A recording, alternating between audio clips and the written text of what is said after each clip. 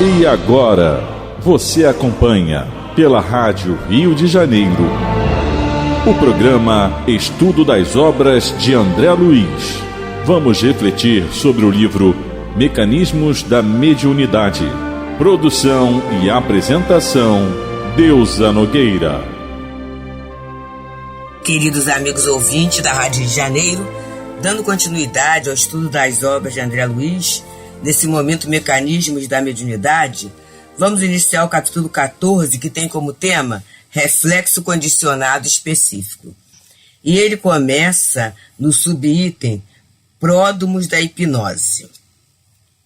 Após observarmos o fenômeno do hipnotismo no espetáculo público, imaginemos que o magnetizador seja um homem digno de respeito, capaz de nutrir a confiança popular.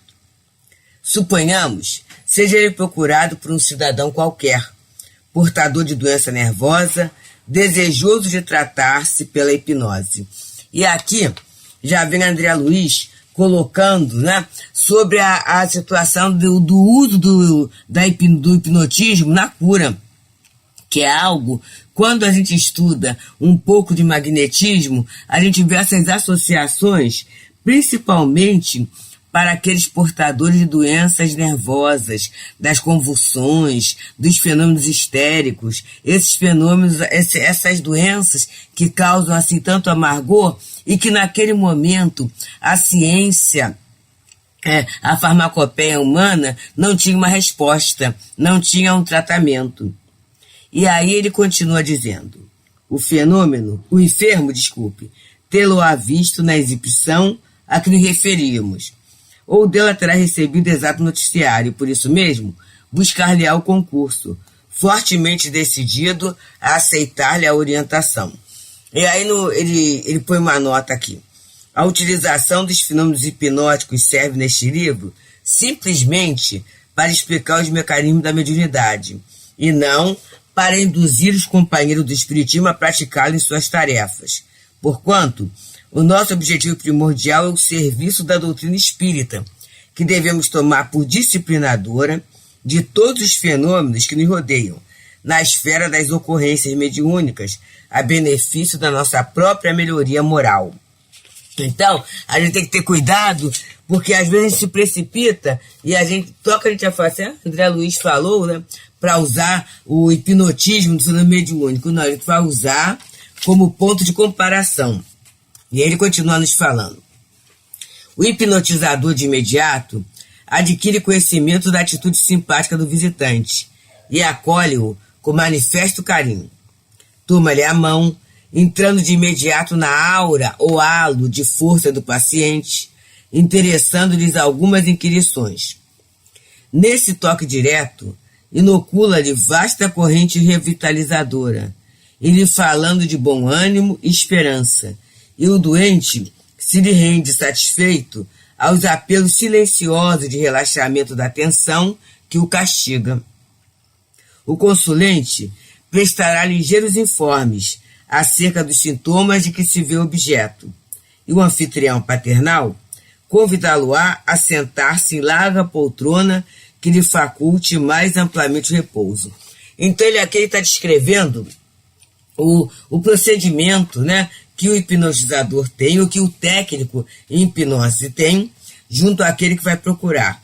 Sempre tendo em conta que a criatura que vai procurar, ela deseja, ela tem um objeto, ela entra no campo de interesse para a própria cura, ou para o próprio restabelecimento. E isso faz com que já seja estabelecido um elo, uma sintonia, um laço de simpatia.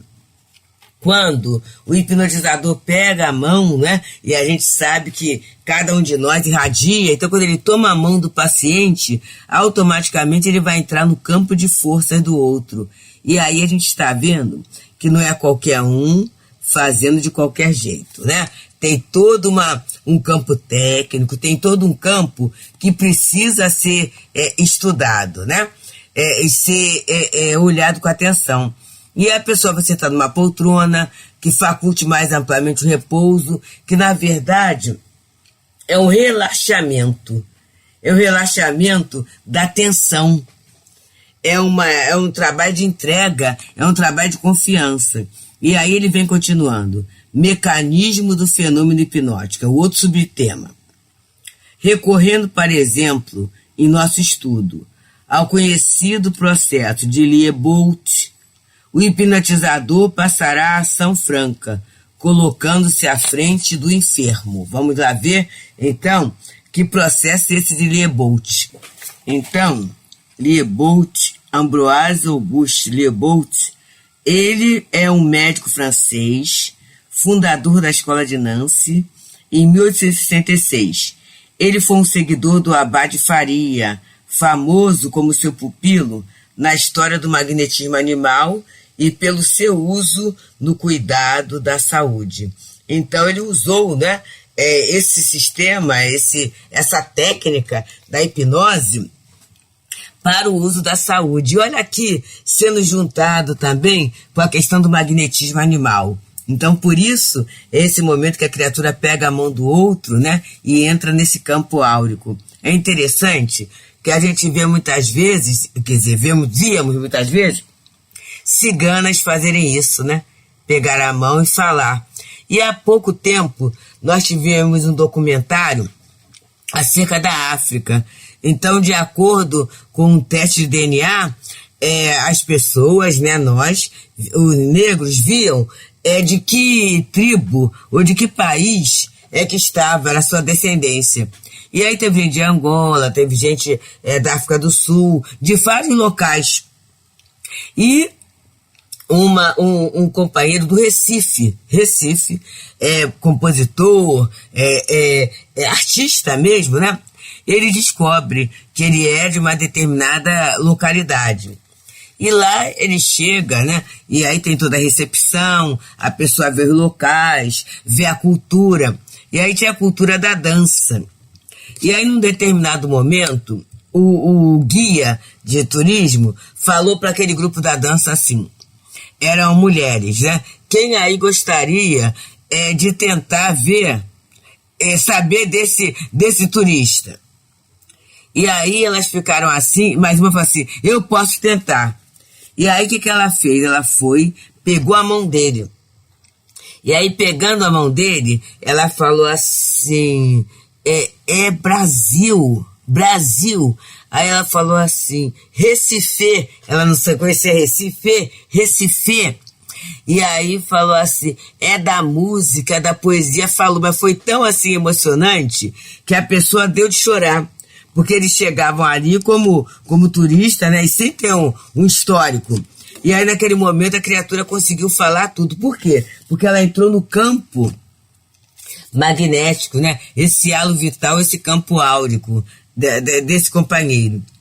E aí ele fala, então, recorrendo, por exemplo, de nosso estudo, ao conhecido processo de Liebold, o hipnotizador passará a ação franca, colocando-se à frente do enfermo. E situando de leve a mão esquerda sobre a sua cabeça, manterá 2 dedos da mão direita a distância aproximada de 20 a 30 centímetros dos olhos do paciente, de modo a formar com eles um ângulo elevado, compelindo-o a levantar os olhos em atenção algo laboriosa para que lhe fixe os dedos por algum tempo. Com este gesto, o magnetizador estará projetando seu próprio fluxo energético sobre a epífise do hipnotizado, glândula esta de suma importância em todos os processos medianímicos. E aí a gente vê sobre a epífise, quem quiser saber mais, faz uma releitura do 2º capítulo do livro Missionários da Luz, de André Luiz, em que ele fala muito interessante sobre a epífise, essa glândula da vida espiritual. E aí ele continua, né? E aí a criatura coloca, na verdade, o dedo, né? Os dedos entrando nesse fluxo energético sobre a epífise, e aí vai havendo o quê? O favorecimento da passividade dos núcleos receptivos do cérebro, provocando ao mesmo tempo a atenção ao circuito fechado no campo magnético do paciente, cuja onda mental, projetada para além de sua própria aura, é imediatamente atraída pelas oscilações do magnetizador, que a seu turno lhe transmite a essência das suas próprias ordens. Então, amigos, é muito bonito, né? Como é que a coisa é tudo ligado. É tudo ligado. A gente poderia falar que esse fenômeno é um fenômeno, é usado na casa espírita, não é? Assim, o processo, desculpe. Essa metodologia usada na casa espírita não é. Mas a compreensão do fenômeno é muito clara, né? É muito clara. A mão sendo colocada sobre o epífise, que é essa glândula da vida espiritual. O fluxo de energia chegando. E o outro absorvendo, até porque para ele interessa o processo de cura, então ele tem um movimento de adesão. É fantástico, né? E aí vem a essência das próprias ordens. E ele continua nos falando. Libertando as aglutininas mentais do sono, o passivo, na hipnose estimulada, se vê influenciado pela vontade que lhe comanda transitoriamente os sentidos. Vontade essa a que de maneira habitual adere de modo próprio, quase que alegremente. E por que ele tem essa adesão pronta? Porque ele precisa, ele deseja a cura. Ele deseja a cura. Ele está ali como último ponto. Então é esse desejar da cura que dá o consentimento. E aí nós podemos ver em outros setores espiritualistas essas mesmas questões ocorrendo. Né? Do magnetismo, da criatura que vai buscando e chega lá e tem alguém que sabe trabalhar com esse magnetismo e facilmente o paciente, né, o necessitado, ele entra na faixa mental do outro pelo grande desejo de curar. Aí o trabalho acontece. Então estamos nós, queridos amigos, pelas ondas queridas da Rádio Rio de Janeiro, nesse programa, nesse espaço, que é o do estudo das obras de André Luiz. Estamos estudando mecanismos da mediunidade, no seu capítulo 14, que fala sobre reflexo condicionado específico. Estamos no subtema, mecanismo do fenômeno hipnótico. Ele está explicando isso. Então, a partir daí, a criatura entra no sono hipnótico, ou chamado transe hipnótico. E aí continua André Luiz a falar. É então que o hipnotizador, para fixar com mais segurança a sua própria atuação, exclama em tom grave e calmo: não receie. Segundo o nosso desejo, passará você, em breves instantes, pela mesma transfiguração mental a que se entrega cada noite, transitando da vida ativa para o entorpecimento do sono, em que os seus ouvidos escutam sem qualquer esforço e no qual não se sente você disposto à voluntária movimentação. Durma, descanse, repouse na certeza de que não terá consciência do que ocorre em torno de nós. Despertará você do presente estado, quando me aprouver, perfeitamente aliviado e fortalecido pela supressão do desequilíbrio orgânico. Então, gente, nesse momento, ele é induzido, né?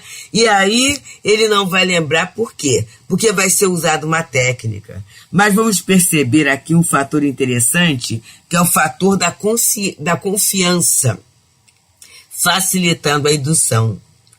Então, quando nós falamos há um pouquinho de tempo atrás que não é com qualquer um, não é de qualquer modo e não é qualquer pessoa, é porque nós estávamos observando esse grande mecanismo.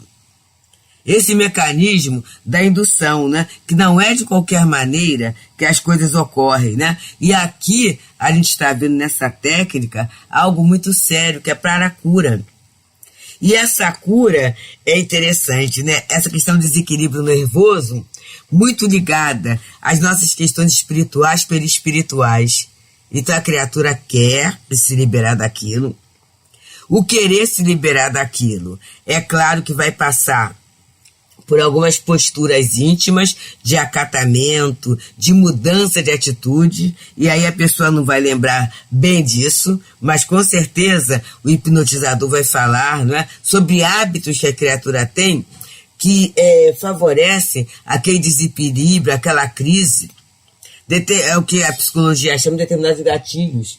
Então isso vai ser trabalhado, muito bem trabalhado, para que quando ele volte, ele comece a ter uma mudança comportamental. E é essa mudança comportamental que vai oferecer para ele o quê? A facilidade, a cura.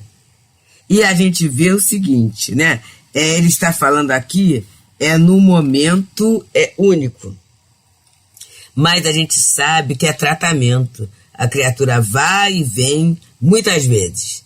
Vai e vem, várias vezes, muitas vezes, até que ela consegue, né, chegar a uma conclusão, a uma cura. É o nosso processo de mudança, que é paulatino. E aí ele continua falando. O doente enlanguece, satisfeito, acalentado pela sua própria onda mental de confiança, exteriorizada ao impacto do pensamento positivo que o controla. E o hipnotizador reafirma, tocando-lhe as pálpebras de leve. Durma tranquilamente. Tudo está bem. Acordará livre de todo mal. Acalme-se e espere. Não sofrerá qualquer incômodo. Dentro de alguns minutos, já chamá-lo-ei à vigília. O doente dorme. E o magnetizador retira-se por alguns minutos. E aí, ele vai aqui para um outro ponto, né? Que ele falou, o mecanismo do fenômeno hipnótico foi o antigo, e agora é o mecanismo da hipnoterapia. Aqui falando como é que acontece, como é que pode acontecer essa cura, né? Como é que pode acontecer essa melhoria para alguém?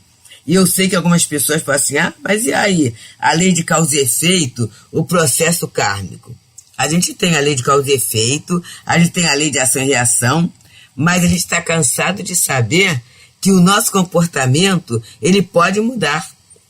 Aquela história que eu tinha que perder um braço, mas o braço foi tão bem usado que no final eu acabo perdendo um dedo, isso é uma realidade da nossa vida perfeita mesmo. E que a gente pode se apropriar desses conteúdos, né? E aí ele continua assim. Como se observa, é o mecanismo da hipnoterapia, Enquanto adormecido, a própria onda mental do paciente, em movimento renovador, e guardando consigo as sugestões benéficas recebidas, atua sobre as células do veículo fisiopsicossomático, anulando tanto quanto possível as inibições funcionais existentes. E aí, no tanto quanto possível, é o nível da lei. Porque muitas vezes a criatura ela não pode ainda ficar curada totalmente. Muitas vezes a manutenção de alguma dificuldade é um remédio, porque muitas vezes o ficar curado, e aí Jesus falava, né? Vá e não tornes a pecar, para que não te suceda coisa pior. Então, muitas vezes, ficar totalmente curado é que vai dar essa dificuldade toda, essa piora, né? E ele continua nos falando. Como se observa, o agente positivo atua como fator desencadeante da recuperação, que passa a ser efetuada pelo próprio paciente, em todos os casos de hipnoterapia ou reflexoterapia. E aí ele vai trazendo para a gente algo bem interessante. Na verdade, né, a reflexoterapia é o despertamento da energia curadora do corpo. É muito interessante que a gente tem, né? A gente tem os anticorpos, a gente tem as defesas, e na verdade o nosso sistema imunológico é fantástico. Ele muitas vezes só não funciona melhor em função de quê? Do nosso próprio comportamento, da nossa própria negação, da nossa própria fuga da lei. Eu gosto muito quando a Joana de Ângeles ela fala, né, que Jesus jamais foi visto doente. Quer dizer, um homem que anda, um espírito que anda totalmente alinhado com a lei, o seu sistema imunológico está a 1000, né? A nossa questão é que a gente não anda totalmente alinhado com a lei. Muitas vezes até o espírito, nessa encarnação, ele está se alinhando. E muitas vezes ele se alinha com essa lei graças a quê? Graças às próprias dores que ele passa. E aí ele vai tendo, através da doença, através do trato com a doença, ele vai tendo essa cura real, né? Essa cura real. Mas, na verdade, o mecanismo da hipnoterapia é para despertar na criatura mesmo esse desejo de ficar curado. E vai ativando o seu sistema imunológico, né? O seu sistema curador. É aquilo que em curso de autocura é falado: você é o responsável pela equipe que trata de você. É ser o médico de si mesmo. E quantas vezes a gente é o nosso próprio algoz? A gente é o nosso próprio vírus, né? A gente mesmo não acredita na possibilidade de estar bem. E aí ele continua dizendo: o hipnotizador, depois de 1/4 de hora, fala novamente voltar à vigília. O enfermo desperto acusa por vezes grandes melhoras. Ele está falando por vezes, tá? Grandes melhoras. Essa grande melhora pode ser da cura, ou pode ser até da vontade de continuar o tratamento. Quantos companheiros, amigos, e todos nós que trabalhamos em atendimento fraterno, né, que conversamos com pessoas, muitas vezes a pessoa desiste do próprio tratamento. Já vimos casos assim. Então ela vai à casa espírita, é pedida a intercessão para quê? Para a criatura se estimule, se reanime para reassumir o tratamento ou para iniciar um tratamento.